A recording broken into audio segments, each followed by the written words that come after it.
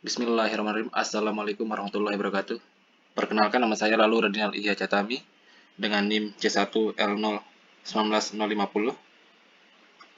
Pada kesempatan kali ini, saya akan menyampaikan mengenai kampanye pengelolaan hutan lestari. Masalah pengelolaan hutan. Apa saja masalah umum yang terjadi dalam pengelolaan hutan? Salah satu di antaranya adalah intensitas pembalakan yang melebihi tingkat pembalakan lestari. Padahal, agar hutan tidak rusak karena digunakan untuk kepentingan manusia, perlu adanya regenerasi yang baik. Pembalakan liar ditandai dengan menurunnya kemampuan hutan dalam memasok kayu. Penyebab maraknya pembalakan liar antara lain, permintaan terhadap kayu bulat ternyata lebih besar daripada produk hutan lestari. Selain itu, ada permintaan terhadap ukuran maupun jumlah kayu bulat yang tidak sesuai dengan aturan. Fakta lainnya, tidak boleh diabaikan dalam pengelolaan hutan di Indonesia adalah metode pembalakan yang tidak efisien.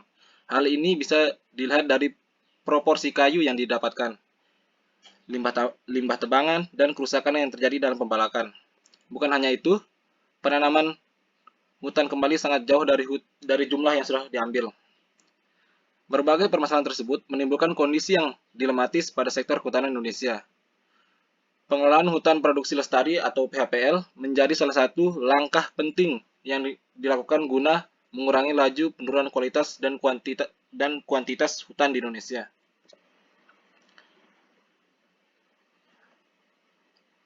Aspek pokok pengelolaan hutan lestari. Pertama, aspek kepastian dan keamanan sumber daya hutan. Salah satu aspek yang harus diperhatikan dalam kaitannya dengan pengelolaan hutan produksi lestari adalah kepastian hukum. Untuk melakukan usaha-usaha pengelolaan hutan, perlu ada kepastian hukum yang dirangkum dalam aturan yang sah. Dengan demikian, masyarakat bisa melakukan kegiatan pengelolaan secara legal. Kepastian hukum tersebut harus diikuti oleh pengendalian pelaksanaan operasional yang dilakukan secara sah. Perencanaan dan pengelolaannya dan penetapan kawasan juga harus jelas dan telah dikukuhkan secara hukum. Kedua, aspek kesinambungan produksi. Selain itu, ada yang disebut aspek kesinambungan produksi. Dalam pengelolaan hutan lestari, kesinambungan produksi merupakan hal yang tak kalah penting. Karena itu, diperlukan penetapan sistem silvikultur yang sistem panen dan pembudidayaannya. Hal ini harus disesuaikan dengan kondisi hutan yang dikelola. Produksi kayu pada siklus pertama biasanya ditentukan oleh kemampuan perusahaan menata area hutan. Caranya bisa dilakukan dengan inventarisasi serta penafsiran foto udara. Hal ini bermanfaat agar jatah produksi tahunan secara real tidak berbeda dengan perkiraan produksinya. Selanjutnya, untuk siklus kedua, kesinambungan produksi perlu diperhatikan. Hal ini terkait dengan cara penebangan, inventarisasi tegakan yang tertinggal, serta penanaman maupun pemeliharaan tegakan. Yang ketiga, aspek konservasi, flora fauna, dan keanekaragaman hayati, serta fungsi hutan. Aspek konservasi flora dan fauna juga wajib diperhatikan.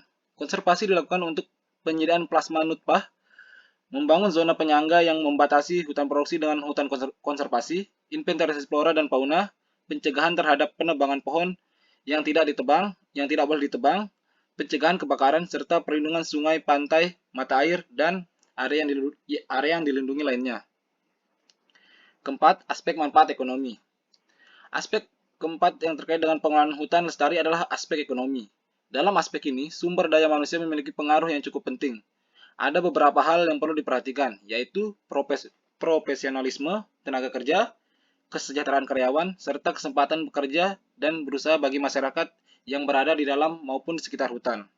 Selain itu, aspek ekonomi dalam pengelolaan hutan juga mencakup hak tradisional masyarakat untuk memanfaatkan hasil hutan non-kayu, serta untuk kebutuhan kegiatan spiritual. Ada pula aspek pendidikan maupun kesehatan masyarakat, baik yang berada di dalam atau sekitar hutan. Aspek ekonomi juga berkaitan dengan bantuan-bantuan yang diterima oleh masyarakat, termasuk diantaranya dalam bentuk penyuluhan dan bimbingan atau dalam bentuk material.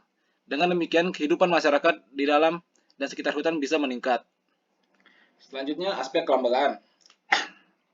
Dalam rangka pengelolaan hutan produksi lestari, peran lembaga yang berwenang juga tak boleh diabaikan. Ada Kementerian Kehutanan dan sejumlah organisasi yang mengusung ketentuan mengenai pengelolaan hutan secara legal. Untuk itu, dibutuhkan tenaga-tenaga profesional sehingga dapat mendukung pengelolaan hutan. Selain dari beberapa aspek tersebut, keberhasilan pengelolaan hutan lestari juga bergantung pada sejumlah faktor, antara lain kebijakan dan komitmen pemerintah, dukungan masyarakat, struktur pemerintah yang menjamin kebijakan dan komitmen, serta investasi yang memadai untuk merencanakan dan mengelola sumber daya hutan. Selanjutnya, tahapan pengelolaan hutan lestari. Pertama, meningkatkan kesadaran dalam melaksanakan PHL. Kesadaran tersebut harus dimiliki oleh sejumlah jajaran internal, mulai dari pemilik perusahaan, manajemen, hingga staf lapangan. Untuk menciptakan kesadaran tersebut, perlu ada pemahaman tentang pengelolaan hutan lestari dalam berbagai aspek. Kedua, membangun komitmen untuk melaksanakan PHL. Bukti selanjutnya yang perlu ditunjukkan oleh pengelola hutan adalah membangun komitmen untuk pengelolaan hutan. Hal itu ditunjukkan melalui visi dan misi perusahaan, adanya pemenuhan aspek legalitas, dan memiliki tenaga teknis yang memahami tentang pengelolaan hutan lestari. Ketiga, penilaian kesenjangan antara praktik dan standar PHL. Hal ini merupakan langkah pertama untuk memperbaiki kinerja dalam rangka pengelolaan hutan secara lestari. Hasil penilaian ini perlu disosialisasikan kepada semua jajaran pengelolaan hutan. Yang terakhir, keempat, setelah mendapatkan nilai dari gap assessment tersebut, perlu ada tindak lanjut dengan membuat rencana aksi. Komponen yang harus ada adalah target, kegiatan, penanggung jawab, dan waktu pelaksanaan.